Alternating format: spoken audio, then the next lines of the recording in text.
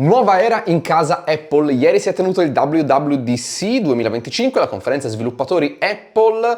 Lo so, voi non siete sviluppatori, ma dovreste comunque interessarvi se avete un dispositivo Apple o se comunque vi interessa la tecnologia. Perché? Perché è stato presentato il nuovo iOS 26, il nuovo iPad OS 26, ma anche il sistema operativo per il Vision Pro, per computer, eccetera, eccetera. Vi dirò tutto all'interno di questo video. Questo è anche il video in cui vedremo, toccando con mano, queste novità perché le ho installate qui sui miei dispositivi, quindi andremo proprio a testarle nel concreto. Prima però facciamo qualche ragionamento e ancora prima, se non l'avete mai fatto, iscrivetevi al nostro canale, attivate la campanella delle notifiche e iniziamo. Allora, questa è una nuova era per iOS, come ho scritto nel titolo, per iPadOS, ma in generale per Apple. Lo si capisce anche dal nome, tutti i sistemi operativi ora si chiamano 26 come l'anno. Non come l'anno in cui escono, visto che usciranno definitivamente a settembre, ma come l'anno successivo. Non è magari super intuitivo, ma alla fine ha senso. Succede la stessa cosa per esempio con le auto, con tanti altri dispositivi, perché ovviamente quando le lanci a settembre, se le chiami come l'anno in corso, dopo 2 mesi sembreranno già vecchie, quando poi si entra nell'anno successivo. Mentre invece così gli si dà un po' di freschezza in più. Ora, ovviamente, a giugno chiamarle 2026 fa un po' sorridere, ma sono sicuro che ci abitueremo. Questo andrà a creare una omogeneità fra tutti i sistemi operativi che poi ritroveremo anche dal punto di vista estetico. Allora, non era un WWDC facilissimo per Apple, perché ricordiamoci che le ultime grandi novità che Apple ha lanciato in generale non sono state proprio un successo clamoroso. Sto parlando di Vision Pro, la cui espansione globale si fa attendere e a questo punto mi sto anche domandando se succederà mai, e di Apple Intelligence, ovvero l'intelligenza artificiale di Apple che punta moltissimo sulla privacy, sulla sicurezza, sul funzionare on device. Però poi alla fine i risultati li abbiamo visti, non sono soddisfacenti se la compariamo soprattutto a quello che offrono tutti i concorrenti, anche magari su dispositivi estremamente più economici rispetto a quelli di Apple. Ci aspettavamo quindi delle grandi novità che da un certo punto di vista sono arrivate, a parte il nome, che è una novità fino a un certo punto, soprattutto dal punto di vista del design. Sto parlando del Liquid Glass Design. In 2 parole, vetro e acqua sono i 2 elementi che vanno, diciamo un po' così, a creare una regola, un dogma in tutti i sistemi operativi di Apple e in questo caso elementi con riflessi, con trasparenze, con delle traslucenze, non so neanche se è una parola che esiste, e mi verrebbe da dire anche e soprattutto con una grafica un po' più 3D.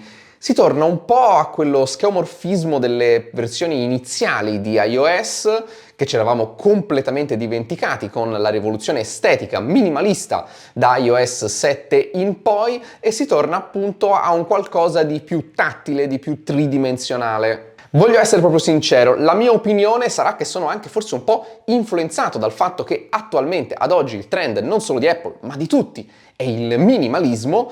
Questo ritorno un po' al passato me lo fa sembrare, non dico un po' vecchio, ma comunque con dei richiami, diciamo, un po' vintage, un po' al passato. Sono sicuro che come tutte le cose si tratterà anche di abituarsi, perché anche il primissimo rinnovamento di iOS non è che fosse sembrato da subito bellissimo, ecco, diciamo così. E poi ci siamo abituati e ci è piaciuto e lo abbiamo ritrovato anche altrove ed è stato copiato.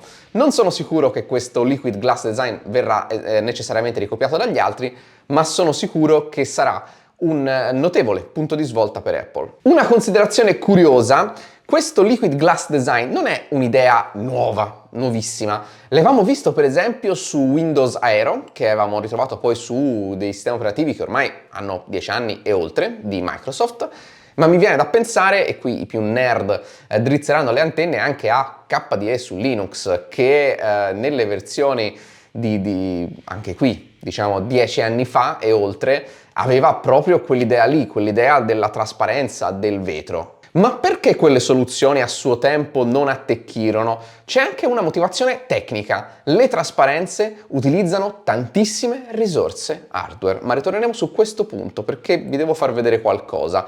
Oggi l'hardware è decisamente più avanzato e quindi abbiamo delle possibilità che ci permettono di creare un sistema operativo che sia meno flat ma con più animazioni, con più trasparenze, senza magari distruggere la batteria. Questo design permette da un lato di uniformare molto di più e dall'altro anche di uniformare molto meno. Cosa vuol dire? Vuol dire, questo è un mio pensiero, che da un lato sicuramente uniformerà molto di più tutti i sistemi operativi di Apple, perché iPadOS sembrerà molto di più macOS, che sembrerà molto di più iPhone, che sembrerà molto di più watchOS, eccetera, eccetera. Tutti i sistemi avranno una grafica riconoscibile, tra l'altro questa è una grafica che viene da un mondo che è quello del Vision Pro. Ma perché vi dico anche che uniformerà meno? Perché il fatto di avere degli elementi, delle idee, dei concetti, appunto quello della trasparenza, del riflesso, eccetera, eccetera, permetterà agli sviluppatori delle applicazioni di integrare queste cose all'interno delle loro app senza distruggerle, senza trasformarle.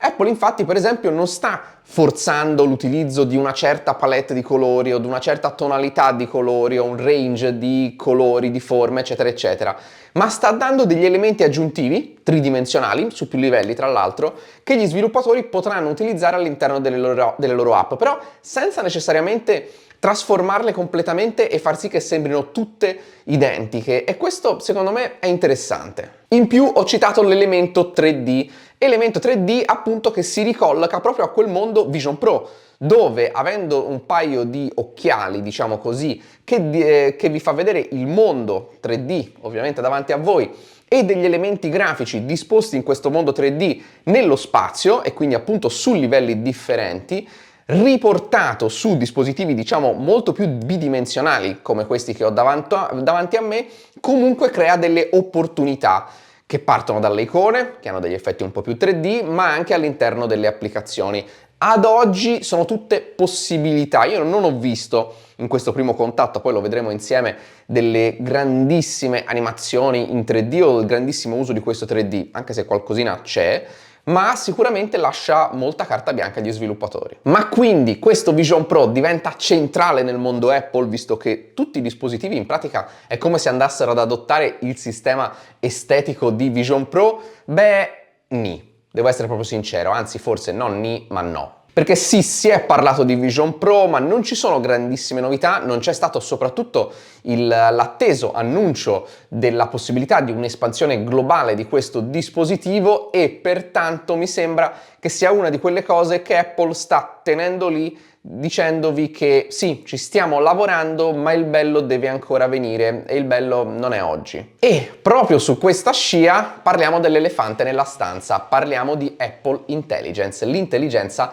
artificiale di Apple, di cui si è parlato sì, ma relativamente poco all'interno di questa conferenza, soprattutto se la confrontiamo alle conferenze dei concorrenti in cui in pratica l'80% del tempo viene speso per parlare delle potenzialità, delle funzioni, delle novità della loro intelligenza artificiale. Beh, qui questa cosa non è successa proprio per niente. Ci sono delle novità, ma è stata proprio Apple sul palco a dire: il bello deve venire, le novità arriveranno, una nuova Siri ci sarà, ma ci sta prendendo più tempo del previsto, ne parleremo nei prossimi anni. Ecco, questa è da un lato una ammissione di sincerità, nel senso non un voler spingere per forza un qualcosa che non è pronto, e questo lo apprezzo, da un lato anche comunque un po' una missione di debolezza, cioè sul trend del momento che, diciamocelo, è una moda, ma non è solo una moda. Apple è un po' indietro. Ma non è però finita qui Apple Intelligence, perché delle novità ci sono. Live Translation sicuramente è la più interessante perché è la più pervasiva,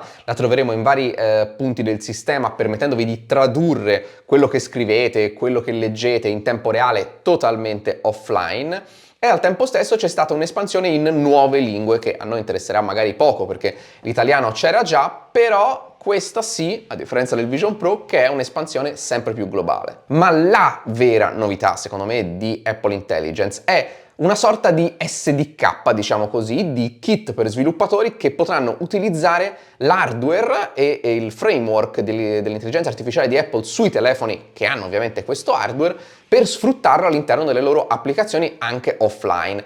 Secondo me questo è un po' come dire: noi ci stiamo prendendo il nostro tempo, ma nell'attesa sono sicuro che arriveranno delle belle app che potranno comunque ingannare l'attesa, sfruttare questa intelligenza artificiale in modo molto interessante, molto intelligente. Ma adesso, ve l'ho promesso a inizio video, andiamo a vedere un po' più da vicino com'è questo iOS 26. Eccoci qua, andiamo a vederlo un po' da vicino. Spoiler, non vi farò vedere tutte le novità. Quelle magari poi le vedremo quando arriverà la versione definitiva, ma iniziamo un po' a scoprire come cambia questo sistema operativo. Anzi, proviamo a sbloccarlo senza Face ID per vedere per la prima volta i nuovi tasti effetto vetro. Questo è come si presenta iOS 26 appena sbloccato e voi direste, bah, è quasi uguale. Allora, cambia qualcosa e cos'è questo qualcosa? Sono le icone. Vedete che c'è una sorta di tridimensionalità un pochino più accentuata, non drammatica, però le applicazioni di sistema appunto hanno un effetto 3D un pochino più accentuato. Guardate per esempio anche quest'icona del meteo che sembra appunto che ci siano dei livelli all'interno, ma sono veramente delle piccole finezze. La prima grande novità, ecco per esempio tenendo premuto si iniziano a vedere tutti i selettori che sembrano in vetro con questa trasparenza e vi faccio vedere una cosa, quando premete, anzi no, su questo non è valido, questa è una piccola incoerenza, poi vi faccio vedere dopo cosa intendevo, guardate qua sotto questo effetto trasparenza da cui possiamo scegliere il nuovo effetto trasparente per tutte le icone che forza la trasparenza su tutte le icone, nessuna esclusa. Ovviamente le app che non le hanno ancora disegnate, vedete Telegram, l'effetto è quello che è. Questa è una delle novità, vi faccio vedere altri menu trasparenti, per esempio se vado su aggiungi widget, eccoli qua, vedete questi sono i nuovi effetti trasparenza. E da qui andiamo per esempio nelle impostazioni, no, anzi facciamo che rimettiamo il sistema colorato perché se no ci perdiamo un po' tutte le sfumature di questa nuova versione. Eccolo qua, vedete che è tutto un pochino più a bolla con questi selettori un po' più corposi, un po' più cliccabili esteticamente, tutto è un pochino più stondato e in generale guardate per esempio anche la trasparenza qui della barra cerca quando ci passano le icone dietro. Devo dire che fino a questo punto secondo me è tutto ok, perché alla fine diciamo che è molto controllato, cioè lo sfondo delle impostazioni è sempre bianco o è sempre nero e quindi è facile prevedere come sarà dietro. Vi faccio vedere subito un caso in cui questo effetto subito secondo me stride il control center, eccolo qua. Per me questo, io ve lo dico, è un primo mezzo disastro.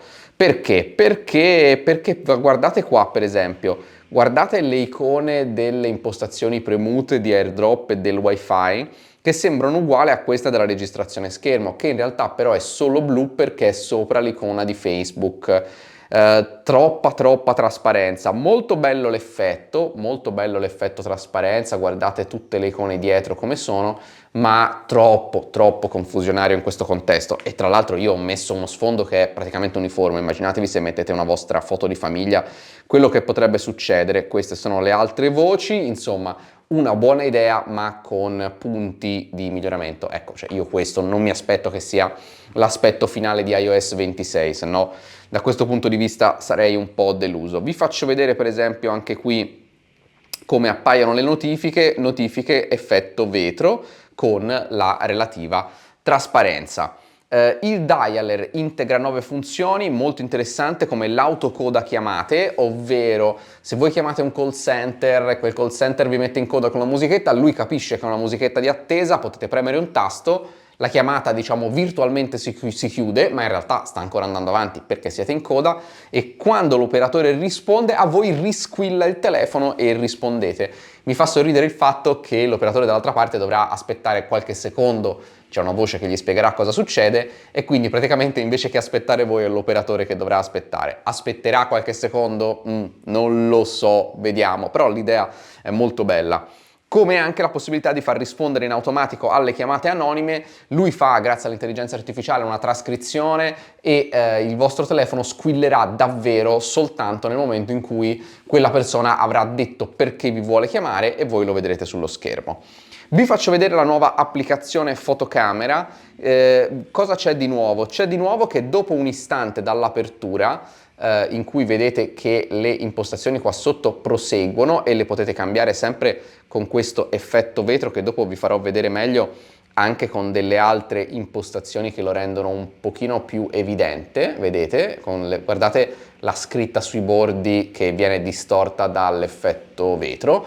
Nel momento in cui però avete scelto foto o video, rimangono solo queste due voci e tappandole, vedete, diventa un po' più, ops, vi ho spoilerato qua una cosa, diventa un po' più chiaro capire come selezionare la voce. Quest'app si stava un po' riempiendo di impostazioni.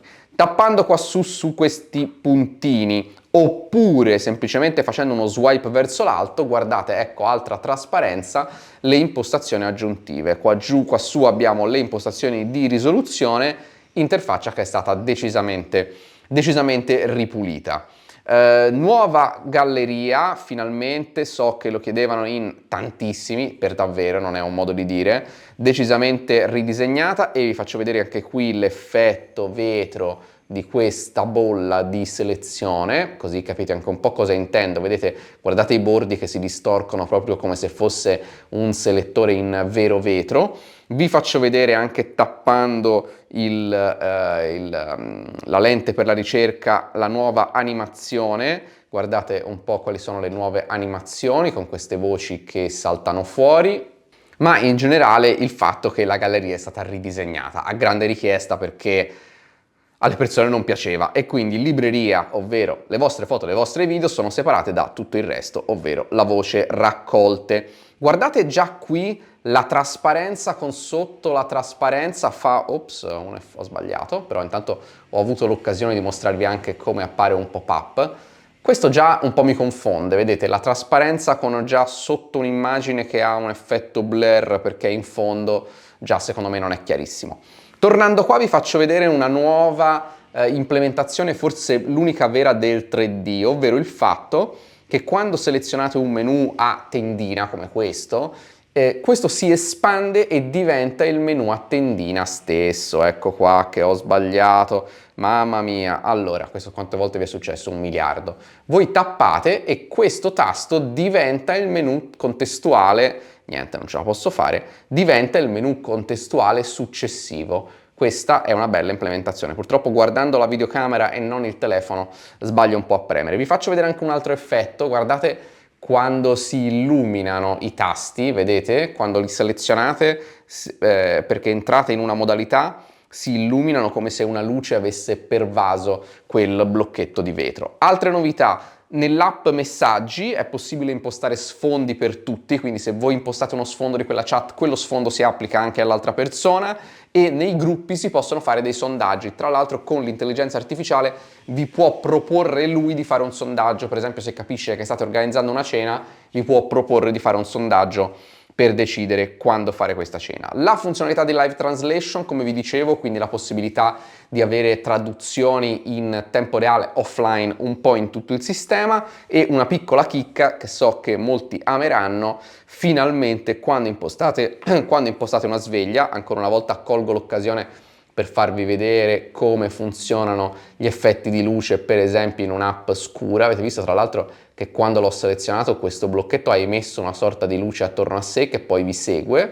Eccolo qua. Quando aggiungete una nuova sveglia, adesso è finalmente possibile, vi faccio vedere anche un po' come funzionano questi selettori. Vedete, c'è anche un bug estetico in cui quando lo premo si crea un contorno nero, ma appunto è una beta sviluppatori, sono tutti bug che poi verranno risolti. Si può finalmente scegliere di quanto deve posticipare il tasto posticipa all'interno della sveglia. Vi faccio vedere giusto un altro paio di app, giusto per vedere come appaiono. Vi faccio vedere l'app File, anche lei con questo nuovo selettore qui, con questo menu con i 3 puntini che si espande in questo modo. Vedete, è proprio il tasto che diventa il menu stesso. Questo è un effetto tridimensionalità che mi piace, anche perché il menu contestuale si vede che è su un livello superiore rispetto a tutto il resto. È un effetto appunto che trasmette e in generale credo di avervi mostrato un po' un primo sguardo di quali sono, diciamo, le novità di iOS 26. Per me però la più grande novità, quella che mi ha davvero incuriosito, davvero interessato e che davvero non vedo l'ora di provare nel mio quotidiano, perché questa è una super beta per sviluppatori, quindi di utilizzabile nel quotidiano, ve lo dico, al momento oggi più che mai c'è veramente poco, è iPadOS 26. Andiamola a vedere. Ed ecco qua iPadOS 26 installato su iPad base. Perché ho fatto questa scelta? Perché, come vi ho detto prima, se questa grafica vetrosa non aveva attecchito fino ad ora era anche perché ci vuole molte risorse per fare le trasparenze. Quindi anche Apple ha detto ok, le risorse oggi ci sono, scegliamo l'iPad con meno risorse di tutti. E a mia sorpresa qualche rallentamento c'è. Secondo me, per il grado di rallentamenti che ci sono in questa versione di iPadOS, oltre a un po' di glitch grafici, ne vedrete vari, non vi scandalizzate, appunto è una beta, ed ecco qua vedete già la dock con la trasparenza, con tanto di animazione quando riappare. Secondo me verranno fatti grossi passi in avanti nelle varie beta, perché questo secondo me è decisamente sotto le aspettative. La grande novità di questo iPadOS è che ha completamente buttato via tutto quello quasi che aveva fatto sulla gestione delle finestre. Non guardate quei glitch, perché ovviamente sono dovuti soltanto al fatto di essere una prima beta sviluppatori. Per favore, non attacchiamoci a queste cose, perché saremmo solo degli hater, ma guardiamo le cose interessanti come stanno e capiamo se queste sono buone o no. Vi faccio vedere la totale nuova gestione delle finestre, e per farlo apro non quest'app in finestra ma impostazioni, che non si era aperta in finestra. C'è questa linguetta, non ci sono più i tre tasti in alto, i tre puntini in alto, ma da questa linguetta posso ridimensionare la mia finestra, che tra l'altro si adatta in tempo reale al formato. Questo è un formato molto iPhone, quindi stretto e lungo. Appena si allarga compare il menu laterale, tra l'altro con la nuova grafica, vedete, un po' 3D, con questo menu che compare sopra dal punto di vista estetico, come se fosse un po' in 3D a quello sulla destra, quindi non come se fosse affiancate, ma come se questo fosse superiore al resto, con i nuovi toggle eccetera eccetera. Avete già intravisto tra l'altro un'app appunto come appare in finestra. Guardate, molto bella, devo dire, l'animazione di salto da un'applicazione all'altra, proprio con questa tridimensionalità. Ma non è finita qui, cioè non ha fatto solo le app in finestra, le ha trasformate proprio come se fossimo su macOS. Cosa intendo? Intendo che qua giù ci sono tre puntini e li vado a utilizzare utilizzando il nuovo cursore a freccetta e non più a pallino, perché sto utilizzando il trackpad della tastiera originale di Apple. Quando ci andiamo sopra, anche con le dita, quindi anche se fate così, si espandono e compaiono i tre punti, quelli di macOS, dove potete mettere l'applicazione full screen oppure ridurre le icone. Ma avete visto una cosa? Avete visto comparire qualcosa lassù in alto? Ebbene sì, il menu bar, la menu bar, se vogliamo chiamarla così, in alto, proprio come su macOS. E veramente non c'è niente che racconta più come se questo potesse essere macOS di questa novità. Vi faccio vedere giusto appunto qualche altra app in finestra. Queste si sono aperte insieme perché le avevo chiuse insieme. Grande novità, la possibilità di far eseguire applicazioni in background per davvero. Pensate a un'app che deve esportare un video o che deve fare un upload, voi la potete lasciare in background e continuerà a farlo anche dopo, se viene sviluppata ovviamente di conseguenza. E l'ultima cosa che non vi ho fatto vedere sulla gestione finestre, che per me è la cosa più fondamentale, è che adesso se io acciuffo una finestra e la schiaffo sul bordo, mi si va a posizionare in questa metà e posso così creare un multi-windows. No, devo proprio fare questo gesto, così semplicemente spingendo le app verso il bordo, e poi posso ridimensionarle a qualsiasi livello, perché è un po' anche questo il vantaggio di questa nuova gestione di finestre. Le prestazioni su questo tablet, lo state vedendo, non sono eccezionali, nel senso che non è fluidissimo anche questo resize. È anche vero che non c'è un refresh rate altissimo, e il fatto che sto utilizzando il browser, quindi non solo l'app si deve ridimensionare ma anche il sito all'interno, creando ovviamente qualche piccolo scompenso in più.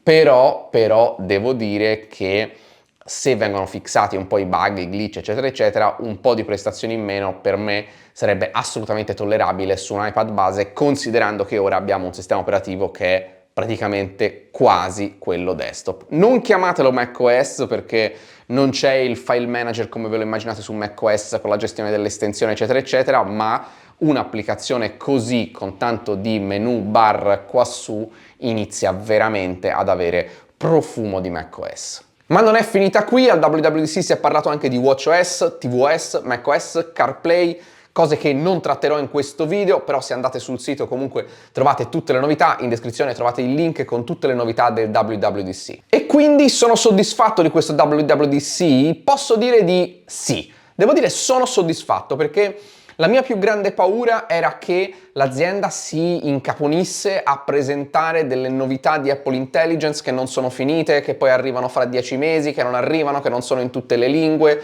Invece ha fatto probabilmente la cosa giusta dal punto di vista di un'azienda che comunque innegabilmente sull'intelligenza artificiale è più indietro rispetto ai concorrenti. Ovvero dare alle persone quello che chiedevano da un bel po', ovvero un dovuto cambiamento.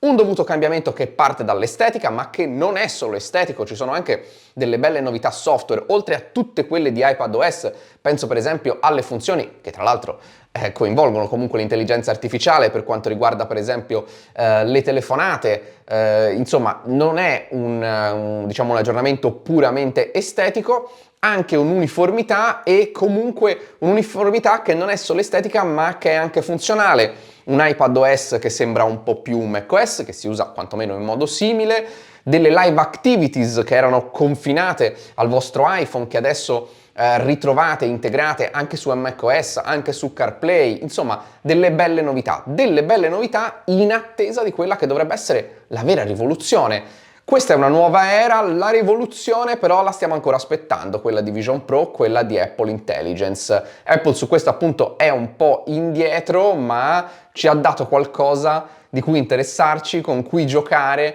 per probabilmente i prossimi 12 mesi. Insomma, non si è incaponita su qualcosa su cui era palesemente indietro e quantomeno non ha voluto rimanere indietro sulle altre cose, quelle fondamentali. Fatemi sapere cosa ne pensate nei commenti, sono sicuro che questa interfaccia grafica, soprattutto questo rinnovamento estetico, avrà scatenato in voi sicuramente dei pareri molto forti, anche perché non è una grafica già vista, quantomeno nel recente passato, è qualcosa di drasticamente diverso, che coinvolgerà milioni di utenti, perché coinvolge tutti i sistemi operativi dell'azienda. Fatemi sapere nei commenti cosa ne pensate, se il video vi è piaciuto, se volete supportarci iscrivetevi al canale, attivate la campanella delle notifiche e noi ci vediamo a un prossimo video.